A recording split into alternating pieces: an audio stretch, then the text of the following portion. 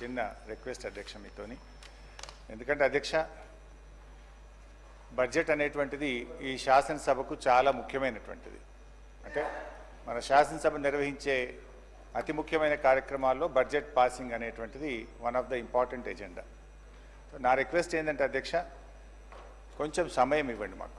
నిన్న బట్టి గారి 72 పేజీల ఉపన్యాసాన్ని చాలా శ్రద్ధగా విన్నాం. ఒక 500 పేజీల పెన్ డ్రైవ్ కూడా ఇచ్చారు. నిన్న మీరు మాకు సెలవు కూడా ఇచ్చారు, బాగా ప్రిపేర్ కండి, చదువుకొని రండి అని మీరు సెలవు ఇస్తే ఆ 500 పేజీల పెన్ డ్రైవ్ చదువుకున్నాం. 72 పేజీల పుస్తకాన్ని ప్రసంగాన్ని బాగా విన్నాం. చిన్నప్పుడు నేను లాస్ట్ దాకున్నా, నేను ఉన్నాను. ఇప్పుడు నేను మాట్లాడేది ఎందుకు సార్, నా అప్పీల్ అదే చెప్దాం అనుకుంటున్నా.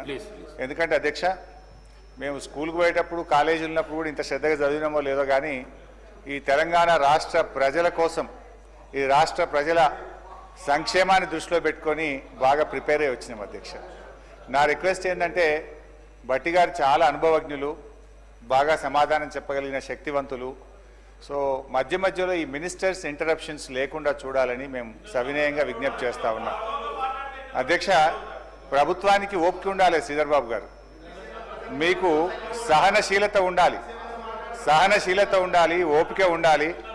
సో అందువల్ల నేను మీతో కోరేది చూడండి అధ్యక్ష, నేను స్టార్ట్ చేయకముందే ఇట్లా డిస్టర్బ్ చేస్తే ఎట్లా అధ్యక్ష, ఇట్లా అయితే ఎట్లా అధ్యక్ష? నేను ఏమంటున్నా అధ్యక్ష,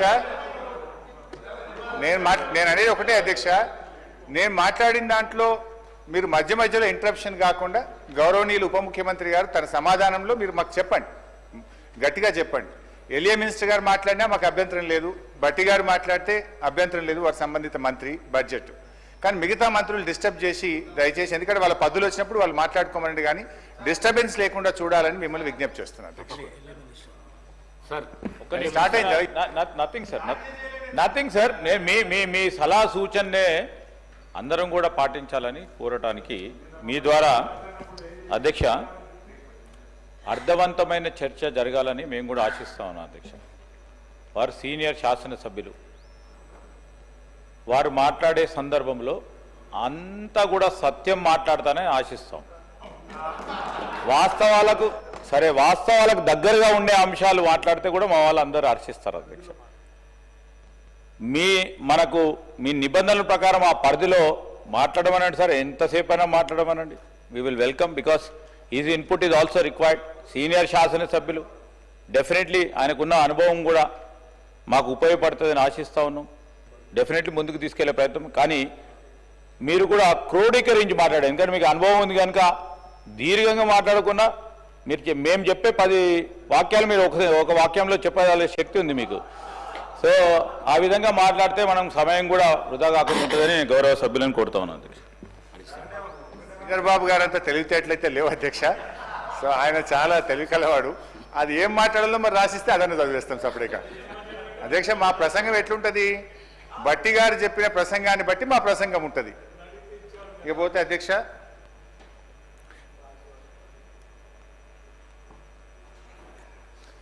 ఓటాన్ అకౌంట్ బడ్జెట్తో కలిపి ముచ్చటగా 3 బడ్జెట్లు ప్రవేశపెట్టిన గౌరవ ఉప ముఖ్యమంత్రి బట్టి విక్రమార్క గారికి నా అభినందనలు అధ్యక్ష. అదేవిధంగా అధ్యక్ష భారతదేశంలోనే అత్యధికంగా 14 సార్లు బడ్జెట్ ప్రణాళికలను రూపొందించి రికార్డు సృష్టించిన మన రాష్ట్ర ఆర్థిక శాఖ ప్రత్యేక ప్రధాన కార్యదర్శి కె రామకృష్ణారావు గారికి కూడా నా శుభాకాంక్షలు తెలియజేస్తున్నాను.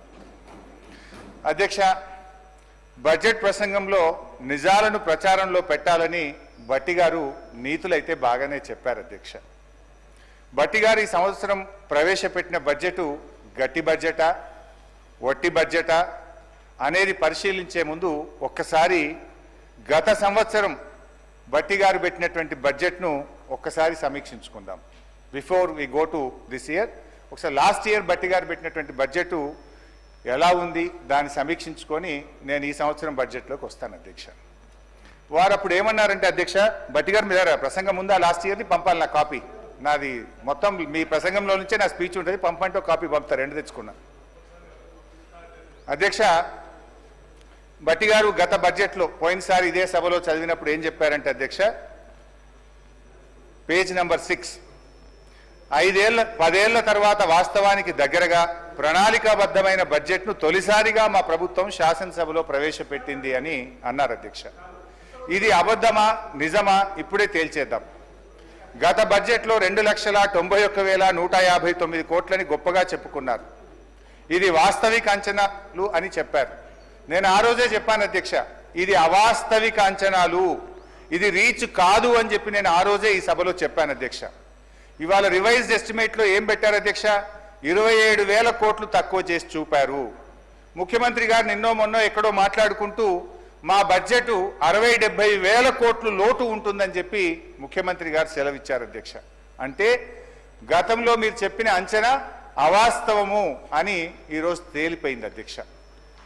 అధ్యక్ష, ఫస్ట్ ద ప్రామిస్ రిఫార్మ్స్ అంటే ఈ కాంగ్రెస్ది ఒక సూట్ అయ్యేటువంటి ఒక చిన్న కోడ్ చెప్తాను అధ్యక్ష.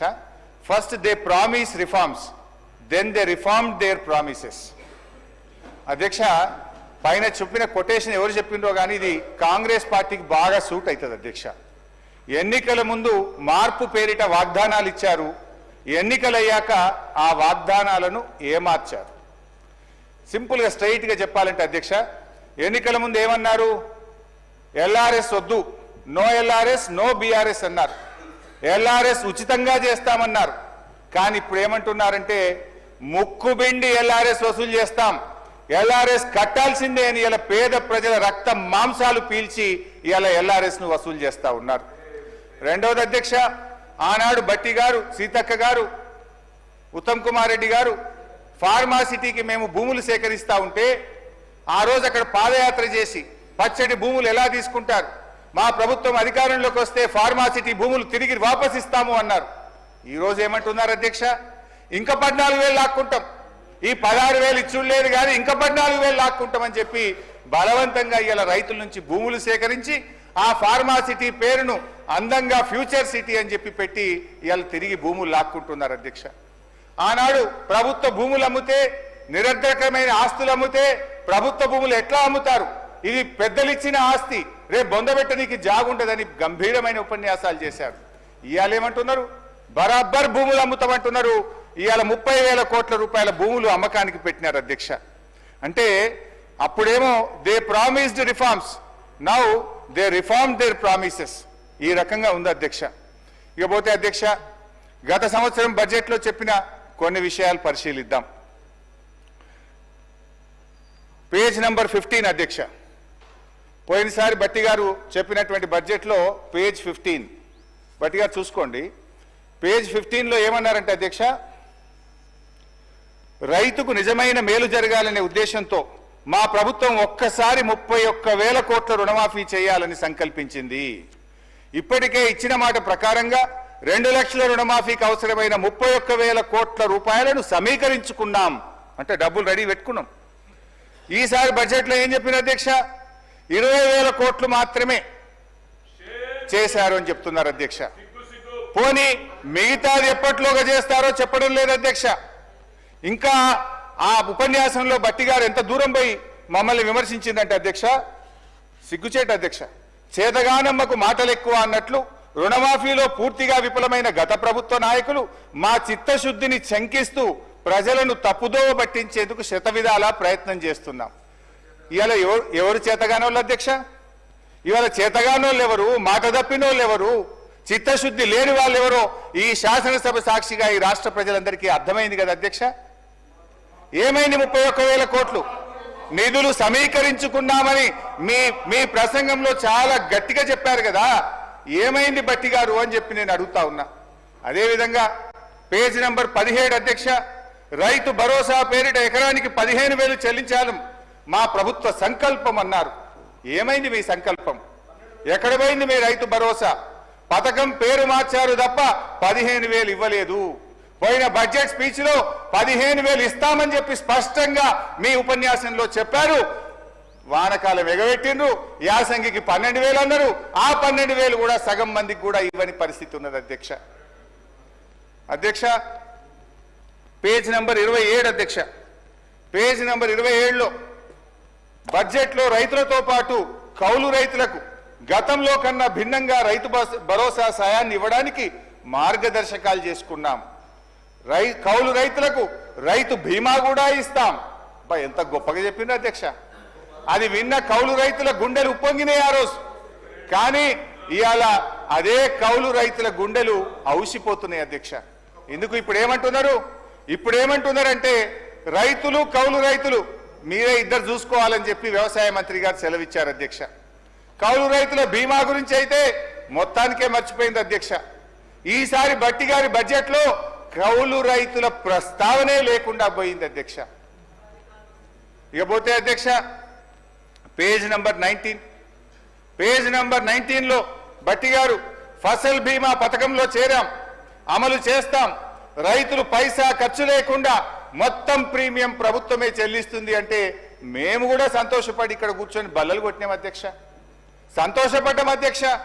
బడ్జెట్లో 1300 కోట్ల రూపాయలు పెట్టామని చెప్పారు. మరి ఏమైంది? ఒక్క రూపాయి విడుదల చేసింది లేదు, ఫసల్ బీమా అమలు చేసింది లేదు. రైతులు వడగళ్ల వాన వల్లనో అకాల వర్షాల వల్ల నష్టపోయిన రైతులకు కన్నీళ్లే మిగిల్చింది తప్ప ఒక్క రూపాయి కూడా ఈ ప్రభుత్వం బీమా కింద చెల్లించలేదు అని చెప్పి నేను మనవి చేస్తా ఉన్నాను అధ్యక్ష. ఇక మహిళల గురించి భట్టి గారు 34వ పేజ్ చాలా గొప్పగా చెప్పారు. పేజ్ 34లో వచ్చే 5 సంవత్సరాల్లో 1,00,000 రూపాయల వడ్డీ లేని రుణాలు అందించాలని మా ప్రభుత్వం సంకల్పించింది. ఇది పోయిన బడ్జెట్లో చెప్పారు, ఈ బడ్జెట్లో కూడా చెప్పారు అధ్యక్ష. ఏంటి అధ్యక్ష నిజాలేంటి అధ్యక్ష? ఈ ఆర్థిక సంవత్సరంలో వడ్డీ లేని రుణాలకు సంబంధించి ఈ రోజు వరకు ఒక్క రూపాయి కూడా ఈ ప్రభుత్వం విడుదల చేయలేదు. వడ్డీ లేని రుణాల పరిమితిని గత ప్రభుత్వంలో మేమిచ్చిన 5 లక్షల రూపాయలకు పెంచింది, 5 లక్షల రూపాయల కంటే ఎక్కువ పెంచింది లేదు. ఇదే గత శాసనసభలో మేము అడిగిన ప్రశ్నకు సమాధానంగా 5 లక్షల రూపాయల వరకు మాత్రమే వడ్డీ లేని రుణం వర్తిస్తుందని ఇది అసెంబ్లీ ఆన్సర్ అధ్యక్ష. ఇదే అసెంబ్లీలో నేను అడిగిన ప్రశ్నకే మీరు మహిళలు తీసుకున్న మొత్తం రుణాలకు వడ్డీ లేని రుణం ఇస్తారా? ఏ రకమైన పద్ధతుల్లో మీరు మహిళలకు వడ్డీ లేని రుణం అందిస్తారు అంటే ఆనాటి బీఆర్ఎస్ ప్రభుత్వం ఇచ్చిన జీవో 15కు అనుగుణంగా జీవో 27 12/3/2015లో బీఆర్ఎస్ ప్రభుత్వం ఇచ్చిన జీవో ప్రకారమే 5 లక్షల రూపాయల వరకు మాత్రమే వడ్డీ లేని రుణం వర్తిస్తుందో అని ఇదే అసెంబ్లీలో చెప్పారు. మరి ఇదే అసెంబ్లీలో భట్టి గారు లేచి మహిళలు తీసుకున్న మొత్తం రుణాలకు వడ్డీ లేని రుణం వర్తిస్తుంది అంటున్నారు. అంటే మహిళా మంత్రి సీతక్క గారు చెప్పింది నిజమా? ఆర్థిక మంత్రి భట్టి గారు చెప్పింది నిజమా? ఎంతకాలం మహిళలు ఈ రకంగా మోసం చేస్తారు? నేను భట్టి గారిని సూటిగా అడుగుతా ఉన్నాను అధ్యక్ష. మహిళా సంఘాలు తీసుకున్న మొత్తం రుణానికి వడ్డీ లేని రుణం వర్తించినట్టయితే ఆ ఉత్తర్వులు సభ ముందు పెట్టండి, ఆ ఉత్తర్వులు మాకు అందించండి. లేదంటే ఈ సభను తప్పుదో పట్టించినందుకు, మహిళా లోకాన్ని మోసం చేసినందుకు బేషరతుగా క్షమాపణ చెప్పాలని చెప్పి నేను డిమాండ్ చేస్తా ఉన్నాను అధ్యక్ష. తన బడ్జెట్ ప్రసంగంలో పోయినసారి ఈసారి పేజ్ నంబర్ 35లో స్కూల్ యూనిఫామ్లు కుట్టినటువంటి మహిళా సంఘాలకు కుట్టు ఛార్జీల కింద 50 నుంచి 75 రూపాయలకు పెంచాం, 75 రూపాయలు మహిళా సంఘాలకు అందించామని చెప్పి బడ్జెట్ ప్రసంగంలో పోయినసారి చెప్పారు, ఈసారి కూడా చెప్పారు అధ్యక్ష. నేను భట్టి గారిని అడుగుతా ఉన్నా, ఈ రాష్ట్రంలో ఏ ఒక్క గ్రామంలోనైనా ఏ ఒక్క మహిళా సంఘానికైనా 75 రూపాయల కుట్టుకూలి అందించుంటే ఆ మహిళా సంఘం పేరు చెప్పండి, ఆ గ్రామం పేరు చెప్పండి, లేదా క్షమాపణ చెప్పండి అని చెప్పి నేను కోరుతా ఉన్నాను అధ్యక్ష. ఇకపోతే ఇందిరమ్మ ఇండ్లు బడ్జెట్ బుక్ లో పోయినసారి పేజ్ నంబర్ 27లో ప్రతి నియోజకవర్గానికి 3,500 ఇండ్ల చొప్పున 4,50,000 ఇండ్లు కడతామని దానికి బడ్జెట్లో నిధులు పెట్టామని చెప్పారు అధ్యక్ష. మేము కూడా బల్లలు కొట్టినాం, వాళ్ళు కూడా బల్లలు కొట్టిండ్రు. నిజంగానే వచ్చేసిన ఇండ్లు అనుకున్నాం అధ్యక్ష. కాంగ్రెస్ యొక్క 16 నెలల పాలనలో 4.5 లక్షల ఇండ్లు కాదు కదా, 4 ఇండ్లు కూడా కట్టలేదు అధ్యక్ష. నేను భట్టి గారిని అడుగుతున్నా, పోనీ మీ మధ్యలో ఎక్కడైనా ఒక్క ఇల్లు కట్టారా? చెప్పండి, ఎడగట్టారో పోదాం చూద్దాం. ఒక్క ఇల్లున్నా కట్టారా ఏడాది కాలంలో అని చెప్పి నేను అడుగుతా ఉన్నాను అధ్యక్ష. ఇంకా బాధ కలిగేది, పాపం ఈ రాష్ట్రంలో దళితులు, గిరిజనులు, మా బిడ్డ ఉప ముఖ్యమంత్రిగా ఉన్నాడు, మా బిడ్డ ఆర్థిక మంత్రిగా ఉన్నాడు, మాకు మేలు చేస్తాడని చెప్పి ఆశించారు అధ్యక్ష. పోయినసారి 24-25 బడ్జెట్ ప్రసంగంలో ఎస్సీ ఎస్టీలకు 1 లక్ష రూపాయలు అదనంగా ఇచ్చి పేదలు ఇండ్లు కట్టుకుంటే 6 లక్షల రూపాయలు ఇస్తాం.